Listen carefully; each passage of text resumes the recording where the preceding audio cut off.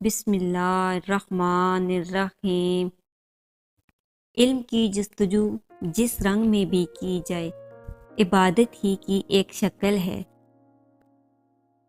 آج کل تعلیم زیادہ ہے اور علم کم، جبکہ پہلے زمانے میں علم زیادہ تھا اور تعلیم کم۔ تم کامیابی اور ناکامی پر نظر نہ کرو، اپنے مقصد تخلیق کو پہچانو اور جدوجہد کیے جاؤ۔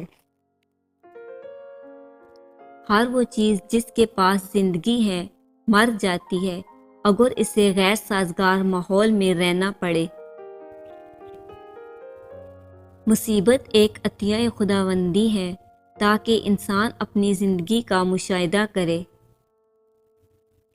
محبت کرنے والا بندہ خدا کی راہ پر چلتا ہے، مومن اور کافر دونوں سے محبت کا اظہار کرتا ہے۔ میں تمہیں مومن کی نشانی بتاتا ہوں، جب موت آتی ہے تو ہونٹوں پر مسکراہٹ ہوتی ہے۔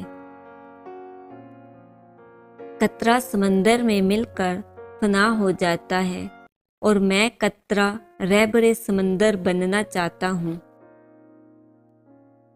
آپ کے ماضی سے حال نکلتا ہے اور حال سے آپ کا مستقبل جنم لیتا ہے۔ میں سچ کہتا ہوں، آپ کا دشمن بھی آپ کا دوست ہے، اس کی موجودگی آپ کی زندگی کو بھرپور بنا دیتی ہے۔ میرے آباء و اجداد برہمن تھے، انہوں نے اپنی زندگی خدا کی تلاش میں گزار دی، اور میں اپنی زندگی انسان کی تلاش میں گزار رہا ہوں۔ اپنی تاریخ کو محفوظ کرے اور لازوال بنے، گزرے ہوئے وقتوں سے نئی زندگی حاصل کرے۔ میں نے خود کو کبھی شاعر نہیں سمجھا، مجھے شاعرانہ فن سے کوئی دلچسپی نہیں۔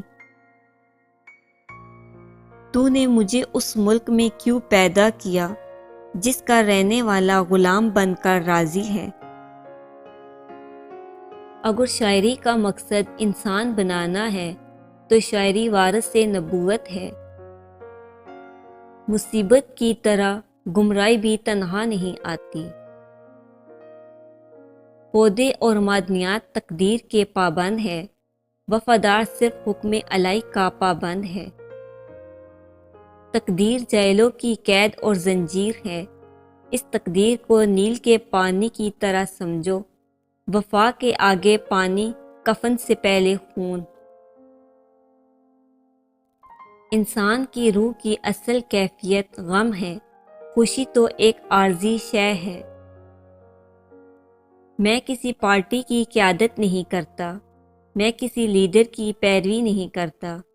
میں نے اپنی زندگی کا بہترین حصہ اسلام، اس کے قانون، سیاست، اس کی ثقافت، اس کی تاریخ اور اس کے ادب کا بغور مطالعہ کرنے میں دیا ہے۔